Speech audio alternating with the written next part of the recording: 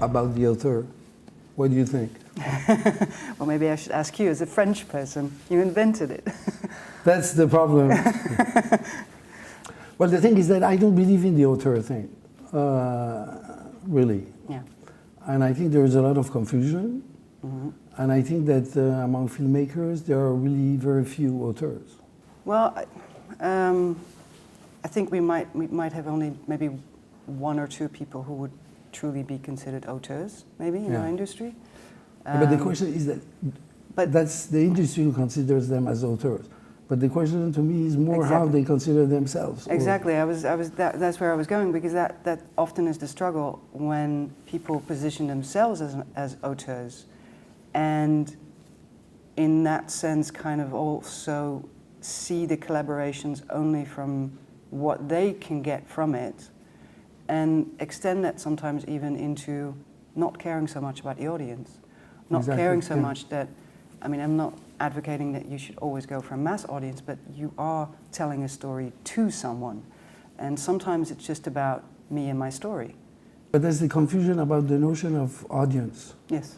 Yeah, I mean, it's not really clear what people, because the thing is that as soon as you use the word audience, everybody thinks like it's first of all insulting. A dirty word. A dirty word. It's a very dirty word. And the thing is that also they are not conscious about what audience they are addressing. Yeah.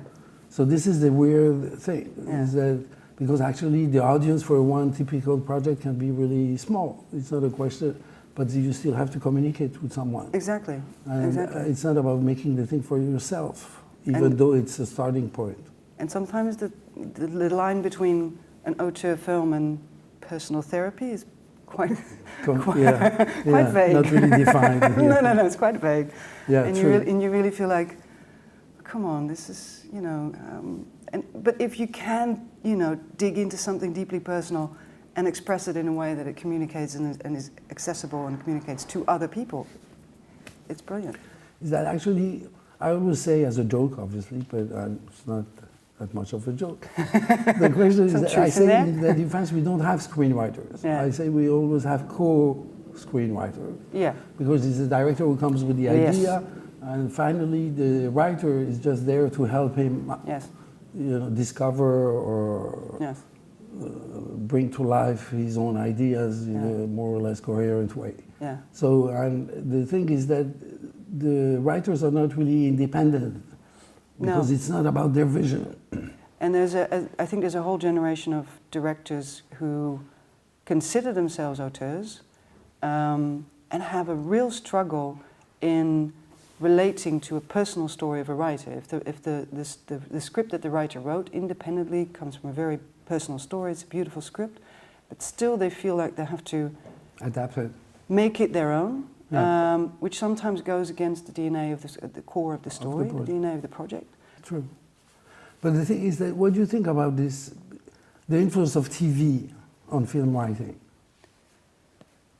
In terms of... Because the thing is that, for example, in France, the issue we have, and I think it's not just French, I think it's kind of general, because the film production is so much dependent on TV financing these days, so that you say, okay, the content-wise, this really influences a lot the content of the films. So, so then you say, we are actually, it's just, I think the issue that we are facing now is that almost the films are like an extension of TV movies, sort of. Yes. So, and when we're discussing this issue of independent films or author-driven films or audience, etc., I think that the influence of TV is actually taking away and reinforcing actually the author thing, because unconsciously people are fighting the control over the content.